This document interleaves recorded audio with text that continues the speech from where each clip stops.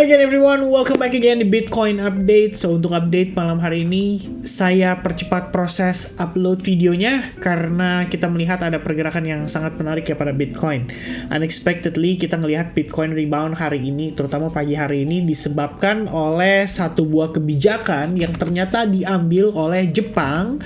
Dan ini terus terang saya tadi baru tahu dari salah satu teman-teman ya, di salah satu komunitas. Dia menyampaikan informasi yang membuat saya terkejut karena ternyata saya keskip guys ya. Saya kan menggunakan filter, jadi saya cuma ngelihat untuk Euro sama United States karena saya memang kalau trading di forex market juga saya trading most likely-nya di Euro, XAU dan ya terhadap dolar istilahnya gitu. Jadi yang saya perhatikan tuh cuma Euro, dolar.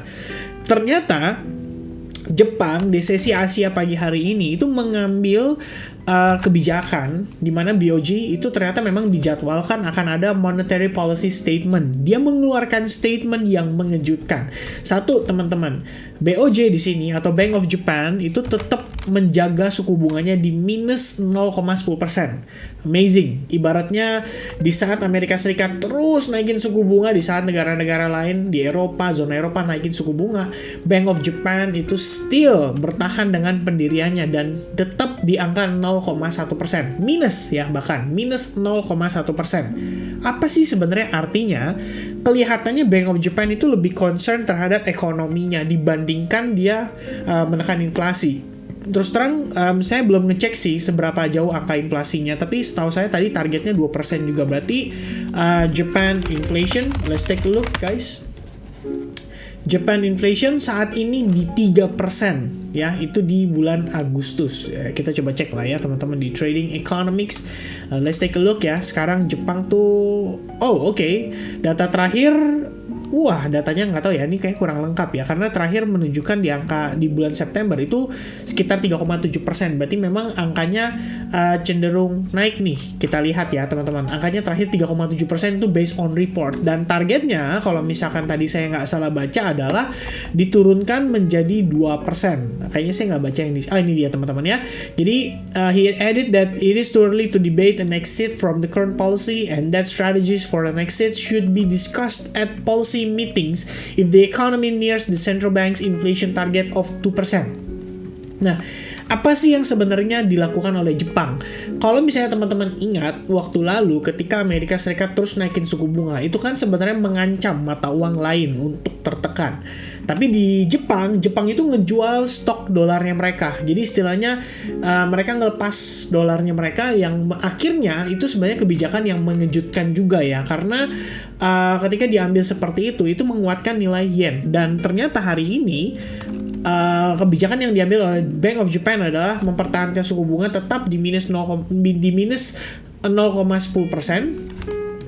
Benar ya? Ya benar ya, minus 0,10%, dan dia istilahnya melonggarkan ya batas atas daripada interest rate atau yield yang diberikan oleh, ini bahasanya tadi apa ya, saya lihat ya, JGB itu adalah Japan Government Bonds ya, atau obligasi ya, secara sederhana itu artinya.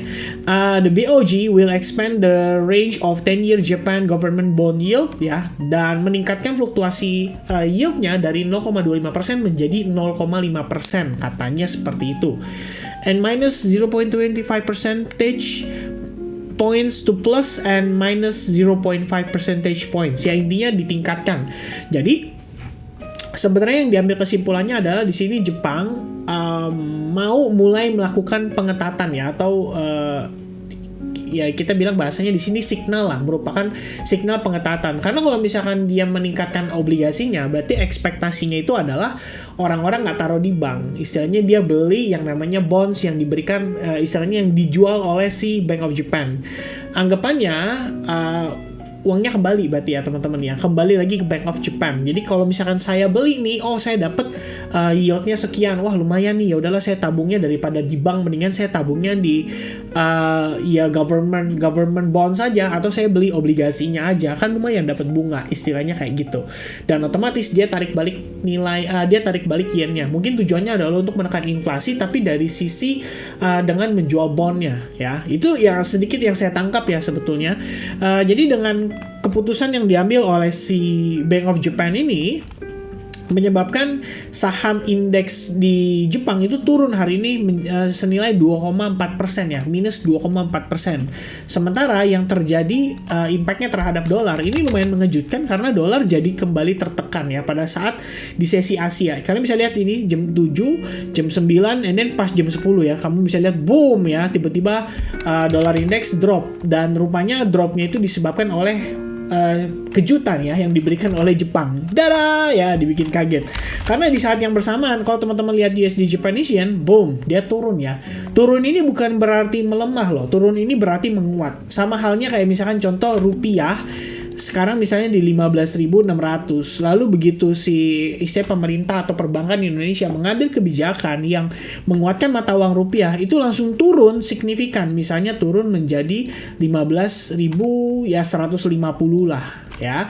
Karena kalau teman-teman lihat ini turunnya itu sekitar 2,4%. Untuk value mata uang sebesar yen itu sangatlah powerful teman-teman ya. Turun 2,4% itu sangat-sangat besar istilahnya value-nya, dan itu yang ternyata memberikan dampak terhadap dolar indeks. Dan by the time dolar indeksnya tertekan, akhirnya yang mendapatkan nafas adalah Bitcoin-nya ya. Jadi kita ngelihat Bitcoin juga terjadi ya di sekitar jam 9.30, jam 10 pagi tadi tiba-tiba melonjak signifikan. Nggak cuman Bitcoin tapi terhadap yang lainnya juga, seperti misalnya XAU. XAU juga sama-sama naik ya pada saat istilahnya pengumuman itu diambil nih teman-teman. Pas jam 10 bam ya, naik kenceng, habis itu dia pelan-pelan pullback dan sampai sekarang naik terus karena dolarnya juga melemah terus gitu.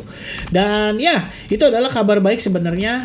Ternyata dengan goyangan yang diberikan oleh faktor eksternal justru ya, kita nggak expect hal itu untuk terjadi karena kita pikir ya harusnya sih ya dolar gitu kan. Tapi ternyata dari yen, kenapa ada pengaruh ke dolar indeks ya? Karena memang dolar indeks itu merupakan kumpulan daripada mata uang yang kuat seperti euro, pound sterling, kemudian Australian dollar, yen, dan juga ya ada beberapa teman-teman bisa cek sih komposisi daripada perhitungan dolar indeks atau di XY. Nanti kalian bakal dapat persentasenya, dan terbesarnya sebenarnya di euro bukan di yen. Tapi ternyata tetap memberikan pengaruh yang lumayan signifikan. Nah, lalu teman-teman, apa yang terjadi pada Bitcoin? Well, Bitcoin merespon dengan baik ya. Istilahnya dengan pelemahan dolar, Bitcoin jadi menguat, which is wajar. Dan karena memang di sini seperti yang kita ketahui ya, Bitcoin aja against dollar. Jadi kalau misalnya nilai dolarnya melemah, anggapannya ya harus beli Bitcoin dengan dolar lebih banyak gitu kan. Logiknya kan seperti itu. Kalau misalnya Bitcoin hari ini bisa close dengan sebuah candlestick pattern seperti ini yang dikenal dengan istilah bullish engulfing pattern, itu berarti cukup bagus ya. Apalagi kalau Bitcoin bisa nge-reclaim lagi area $17.000 pada saat closing pagi nanti. Itu berarti ada indikasi Bitcoin di sini mungkin memberikan sebuah kejutan ya untuk kita semua, bahwasanya ada kemungkinan bahwa ini mungkin proses yang namanya koreksi kita belum selesai, which is ini adalah A wave-nya, and then ini adalah B wave-nya, dan kita sekali lagi naik nih ke C wave-nya. Tinggal pertanyaannya adalah di mana C wave-nya? Apakah di Fibonacci 61,8%? Apakah di Fibonacci yang sama di 50%? Artinya terkena rejection lagi di area of support major atau SNR major-nya, between support dan resistance pada pergerakan berikutnya. Jadi antara dua range itu, dan I think possible banget ya untuk terjadi. Karena memang kita lihat di sini overall kita masih ada kemungkinan bergerak dalam wave 4, dan wave 4-nya kita ya mungkin saja seperti ini, ABC ya, ABC corrective pattern untuk wave 4, and then baru istilahnya rejection kembali terjadi menuju ke pelemahan berikutnya. Karena memang secara tren kita ngelihat masih downtrend banget. This is a very very hard downtrend ya, kita bisa katakan seperti itu.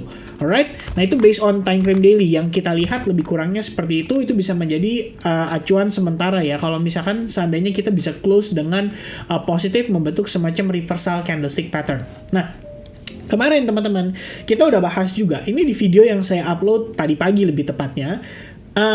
Kita menilai bahwa posisi Bitcoin itu mungkin banget untuk melanjutkan penurunan, dan akhirnya pada saat pergerakan tadi pagi kita bisa sama-sama lihat ya, ini keberlangsungan pergerakannya lebih kurang mirip lah dengan yang kita proyeksikan. Ini saya bikin di 1 jam ya lebih kurang mirip lah ya dengan yang kita proyeksikan, which is kita turun break dari strong low candle-nya yang kemarin, and then kita tes terhadap demand zone dan Fibonacci 1618. sedikit meleset karena lowest price-nya di 16.255, tapi dari segi close candle menurut saya masih cukup oke karena kita bisa bertahan di atas di main zone. Dan ternyata guys, after kita tes ke level tersebut, di main zone ini benar-benar memberikan kita sebuah informasi bahwa masih ada permintaan di sana, masih ada orang yang mau beli Bitcoin di harga tersebut, dan belinya nggak sedikit. Karena kalau misalkan belinya sedikit, ini harusnya nggak terjadi yang namanya spike ya, atau perubahan arah seperti yang terjadi saat ini gitu.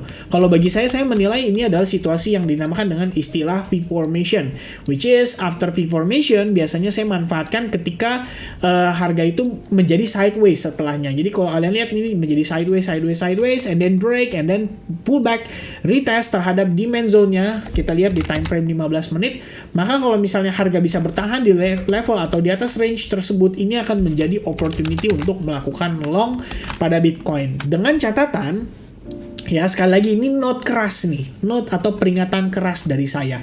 Dengan catatan kita melawan tren. Jadi overall trend still bearish. Kalau buat teman-teman yang lebih konservatif, mungkin idealnya lebih prefer untuk menunggu. Ya, anggapannya kalian mencoba untuk mencari opportunity melakukan short dari area-area yang penting. Seperti misalnya contoh, di kisaran range price 17.500, sebelumnya kita mendapati yang namanya harga sempat create base, and then dia break dari base tersebut, which means ini akan menjadi area of supply-nya. Kalau misalnya harga naik kembali sampai ke range tersebut, expect ada reaction ya, karena kalau misalnya kita gunakan Fibonacci retracement juga, from the top to the bottom, mungkin di level tersebut akan memberikan kita informasi, oh ternyata di dekat range price atau level tersebut itu terdapat Fibo 61,8 atau Fibo 0,5%. Kebetulan yang memiliki level of confluence itu adalah di Fibo 0,5%-nya. Kenapa demikian? Karena kalau saya hilangkan ini, kemudian saya tambahkan line ya, atau tambahkan box di sini, kalian bisa lihat bahwa di sini merupakan area support pada pergerakan sebelumnya. Jadi anggapannya kalau naik, wah paling mentok-mentok nih di Fibo 0,5%, expect ada rejection gitu.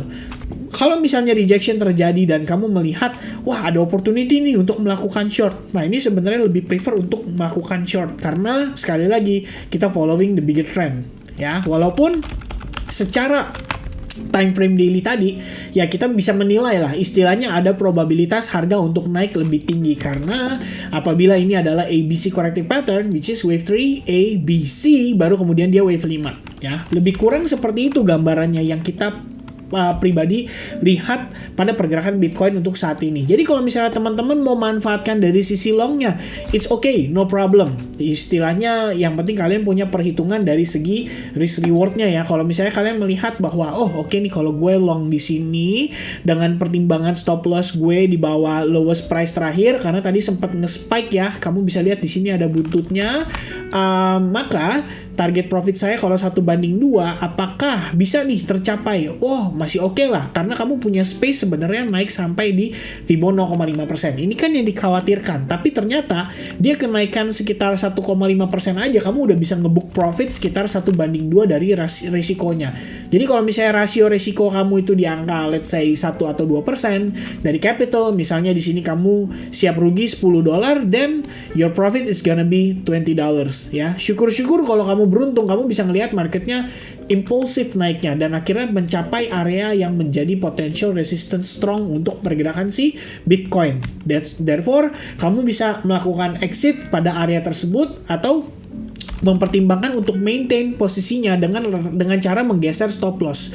Jadi stop loss kamu slide terus, kamu maintain terus sampai akhirnya kamu bisa maximize the profit dan mencapai target yang diharapkan. Dan tentu saja kalau kita berbicara harapan sih, kalau syukur-syukur sih bisa dapat yang namanya ABC corrective pattern dalam bentuk zigzag ya. Dengan demikian kalau misalnya zigzag, kita bisa dapat opportunity untuk melihat Bitcoin naik lebih jauh, mungkin sampai 19.200. Syukur-syukur gitu ya, bisa nyampe ke level tersebut. Alright, so itu dia ya teman-teman untuk update saya seputar market. Kalau saya bisa katakan di sini kita belum benar-benar sukses break dari area supply zone-nya. Kamu bisa lihat di sini rejection yang terjadi di sana juga keras, karena sekali lagi trennya secara keseluruhan adalah bearish. Jadi nggak heran kalau misalnya begitu harga naik dikit, dikasih harga bagus dikit, itu ada orang yang panik pengen buru-buru nge-sell. Jadi memang sewajarnya terjadi rejection.